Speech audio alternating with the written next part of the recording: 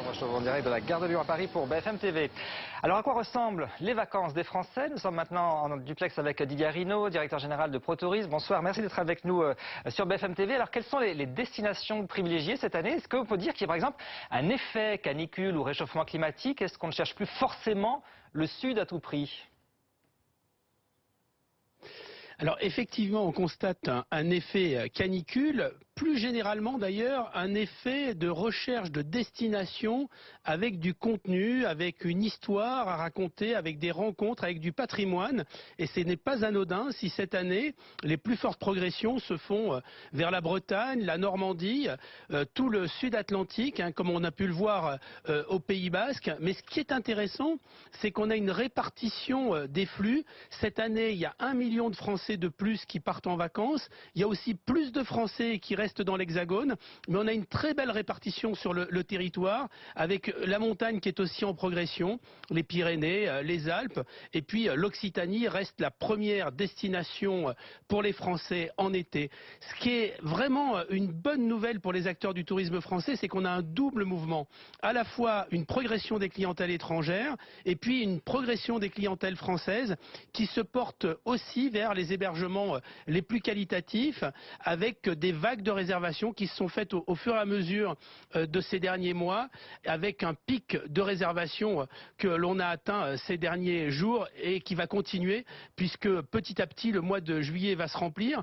Mais rappelons une chose, l'an dernier le mois de juillet avait été mauvais pour les destinations touristiques, donc on est dans une progression en comparaison d'une année qui était une année médiocre au mois de juillet.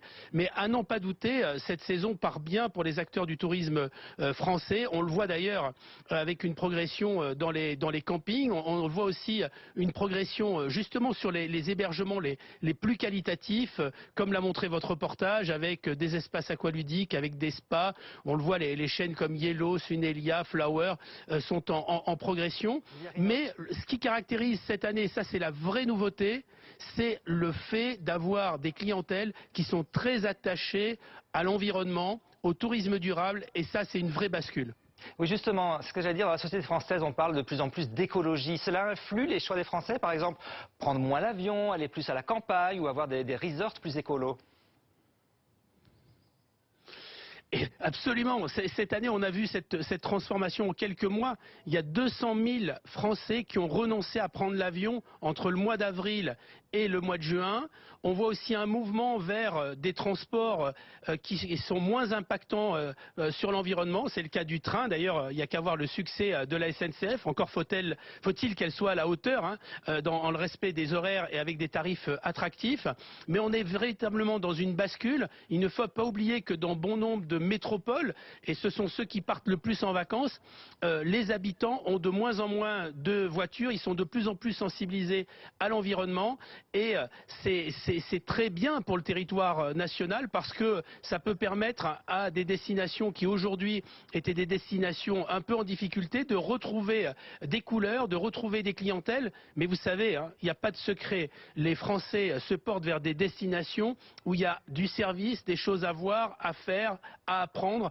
Et c'est pas le reflet, c'est quand on voit des destinations qui progressent, c'est la Corse, la Bretagne, la Normandie, le Pays Basque, le bassin d'Arcachon, le littoral Occitanie, notamment au travers de l'arrière-pays, l'autre pays Qatar. On le voit bien que ça montre véritablement qu'il faut qu'on intègre une notion d'environnement, de qualité de service, et c'est à ce prix que nous récupérerons des parts de marché que nous avions perdues ces dernières années.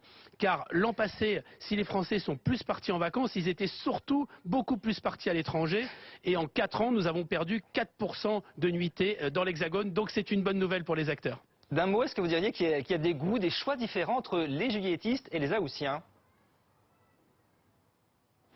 Alors, ça, c'était véritablement un cas de figure il y a 30 ans, quand on avait des usines qui fermaient au mois d'août. Il y avait soi-disant la belle clientèle du mois de juillet et la clientèle plus populaire. En tout cas, c'est ce que disaient les acteurs du tourisme.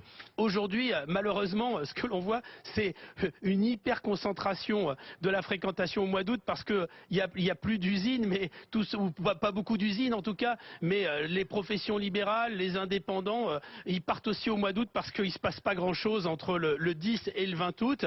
Et ces dernières années, on a plutôt une saison hyper concentrée entre le 20 juillet et la fin du mois d'août. Cette année, c'est un peu différent, mais il faut aussi avouer qu'avant, on a parlé de grandes vacances. Aujourd'hui, les Français partent un peu tout au long de l'année en fonction de la météorologie. Rappelons quand même qu'on a eu des ponts extraordinaires avec un pont de l'Ascension record où 12 millions de Français étaient partis. Donc, et c'est bien d'ailleurs, et pour l'environnement et pour le moral des Français qu'ils puissent partir plusieurs fois dans l'année. En moyenne, nos concitoyens partent 2 fois. Mais vous savez, il y a aussi 30% des familles qui ne partent qu'une seule fois dans l'année pour les sacro-saintes vacances d'été. Et dans bien des cas, ils choisissent des destinations balnéaires. 60% vont quand même à la mer. Mais la transformation, et elle va être majeure dans les années qui viennent, c'est la prise en compte de l'environnement.